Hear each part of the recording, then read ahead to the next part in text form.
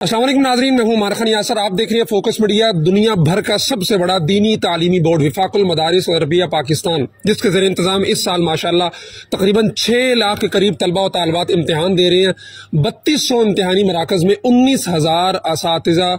मुअल्लिमात उन पर निगरान हैं। मौलाना अब्दुल कुद्दूस मोहम्मदी साहब वफाकुल मदारिस के मरकजी तर्जुमान हमारे साथ मौजूद हैं। जामिया खालिद बिन वलीद के अंदर सेंटर बनाया गया है इस्लामाबाद का एक, जहाँ पे तकरीबन 200 के करीब तलबा जो है वफाकुल मदारिस का इम्तिहान दे रहे हैं। मौलाना बहुत शुक्रिया वक्त देने के लिए।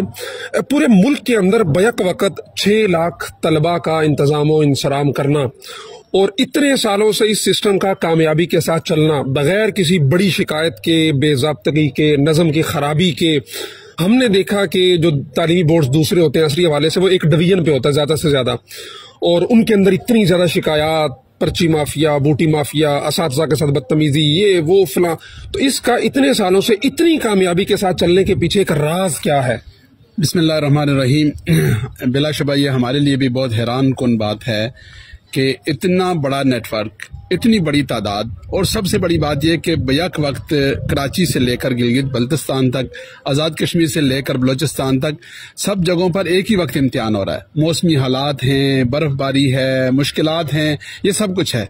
मैं समझता हूँ कि इसमें बुनियादी तौर पर अल्लाह रब्बुल इज़्ज़त की रहमत और अल्लाह की कुदरत के नतीजे में ये मुमकिन होता है, और फिर हमारे अकाबिर और असलाफ और उन बुजुर्गों की दुआएं, उनकी करामत, और फिर काम करने वाले जो लोग हैं उनके अंदर जो एक जज्बा है, जो एक ईमानी कैफियत है, जो एक दीन के साथ और दीनी काज के साथ वाबस्तगी है, और दयानत और अमानत का जो कॉन्सेप्ट है, तो ये अंदर का जो जज्बा होता है, ये जो अंदर की फिक्र होती है, ये जो अकीदा और ईमान है, जो नजरिया है, वो आदमी से ऐसे काम करवाता है। ये काम तनख्वाह देकर नहीं हो सकते, ये काम वसाइल लगाकर नहीं हो सकते, ये काम मुलाजमों से नहीं हो सकते, ये काम जज्बे से होते हैं, ये काम फिक्र और नजरिए से होते हैं। और जो बुनियादी चीज है वो अल्हम्दुलिल्लाह वही हमारे इस पूरे निजाम में, इस पूरे काम में वो नजरिया और फिक्र कार फरमाए। और जो हमारा तरबियत का निज़ाम है उसके नतीजे में जो असातिज़ा हैं, जो अमला है, जो निगरानी करने वाले हजरात हैं, अब आप देखें कि शेखुल इस्लाम हज़रत मौलाना मुफ्ती मोहम्मद तकी उस्मानी साहब दामद बरकातुहुल आलिया, नाज़िम आला हज़रत मौलाना मोहम्मद हनीफ जलंधरी साहब, दीगर जो हमारे वफाकुल मदारिस के अकाबिर हैं, तो वो सारे ऐसे हैं कि जिनकी एक एक बात, एक एक हिदायत हमारे लिए हुक्म का दर्जा रखती है। और मुल्क भर में जो उन हजरात के साथ एक अकीदत है, मोहब्बत है, वाबस्तगी है, वो किसी सरकारी या किसी प्राइवेट नज़म में ये सारी चीजें हो नहीं सकती जो वफाकुल मदारिस और दीनी मदारिस के निजाम में। मौलाना किसी भी इम्तिहानी निजाम की सबसे बड़ी कामयाबी ये होती है कि उसका पर्चा लीक ना हो। मैंने पढ़ा, सारा कुछ देखा। हम एक दिन पहले दीगर जो बोर्ड्स थे या यूनिवर्सिटीज का, मेरा LLB का पेपर दे रहा था, तो रात को इतने पैसे दें आपको पेपर मिल जाएगा। पिछले 2-3 साल पहले एक वाकया हुआ कि वफाकुल मदारिस का पेपर मुमतहिन की गलती की वजह से रिवील हो गया, लेकिन वो किस तरह कामयाबी के साथ कवर किया गया और 24 घंटे के अंदर अंदर नया पर्चा बना के भेजा गया, इसकी मिसाल नहीं मिलती है। तो इस हवाले से क्या जो दीगर असली उलूम के तालीमी बोर्ड्स हैं या यूनिवर्सिटीज़ हैं जहाँ पर ये सब कुछ हर साल होता है, पर्चे लीक हो जाते हैं, तो उनके साथ कोई आपसे मुतालबा हुआ कि यार ये आप कैसे मुमकिन हुआ, या ये किस तरह दूर दराज के इलाकों तक पर्चा पहुँचाया गया सब कुछ? देखिए जी, जब भी इम्तिहानात होते हैं उन दिनों में जो लोग हमें विजिट करते हैं वो मुख्तलिफ बोर्ड्स के जिम्मेदारान हों, यूनिवर्सिटीज़ के असातिज़ा और VC वगैरह हों,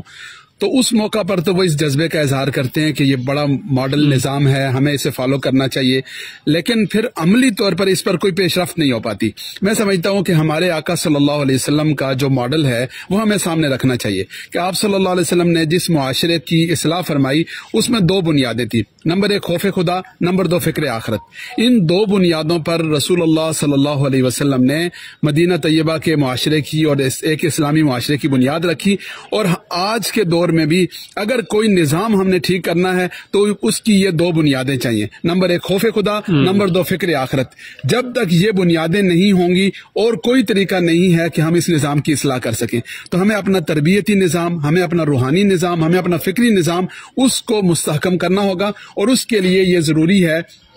کہ علماء کرام، مذہبی رہنما، دینی دعوت دینے والے جو حضرات ہیں وہ، اور اسی طرح جو ہمارے عصری تعلیمی ادارے، دیکھیں تعلیمی ادارے تو ایک مشترکہ چیز ہے، یہ نہیں ہے کہ یہ اسکول ہے یا کالج ہے، ہماری نسل تعلیمی اداروں سے پروان چڑھ رہی ہے۔ اگر تعلیمی اداروں میں ہم دیانت کا کلچر، ہم ایمان کی بات، ہم خوف خدا، ہم فکر آخرت، اگر ان چیزوں کی بنیادیں نہیں ڈالیں گے تو آج ملک میں جتنا بگاڑ ہے، جتنی خرابی ہے وہ آپ کے سامنے ہے، یہ خرابیاں اور بڑھتی جائیں گی۔ تو ہمیں ان جڑوں کو، ان بنیادوں کو اور ان گراس روٹ لیول پر جا کر ان چیزوں کو سیدھا کرنے کی کوشش کرنی ہوگی اور سنجیدہ ہونا ہوگا۔ یہ بھی ہے کہ بس اوقات امتحان میں یا کسی موقع پر یہ بات چلی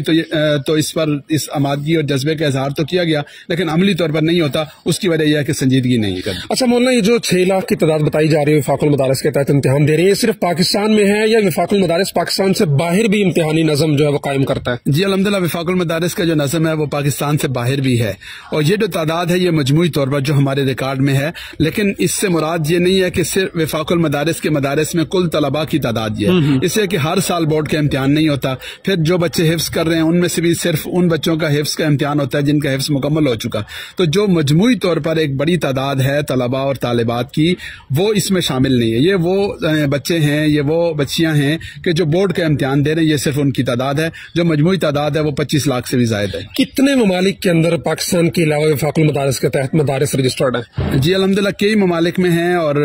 جو مطالبہ ہے یا جو کوشش ہے وہ تو شاید دنیا بھر کے اکثر ممالک سے ہو، لیکن چونکہ ہر جگہ پر انتظامی طور پر یا اس احتیاط کے ساتھ، اس دیانت کے ساتھ یا اس معیار کے ساتھ ممکن نہیں ہوتا، تو اس لیے ہمارے حضرات کی طرف سے جہاں پر پوری طرح سے تسلی نہ ہو سکے یا پوری طرح سے ایک نظام نہ بن سکے تو اس کی حوصلہ افزائی بھی نہیں کی جاتی، اور وہاں پر یہ نہیں ہوتا کہ صرف نمبرنگ کے لیے یا ٹوٹل پورا کرنے کے لیے ہر ایک سے کہہ دیا جائے کہ جی ٹھیک ہے آپ کا علاق ہو گیا، ٹھیک ہے ہم امتحان کروا دیں گے، ایسا نہیں ہے۔ جہاں پوری طرح سے تسلی ہو، اطمینان ہو، ہم ایک معیار دے سکیں، اور وہی سسٹم جیسا پاکستان کے اندر داخلی طور پر ہے وہ جہاں جہاں پر مرتب ہو سکے وہاں کے مدارس کے الحاق قبول کیا جاتا ہے،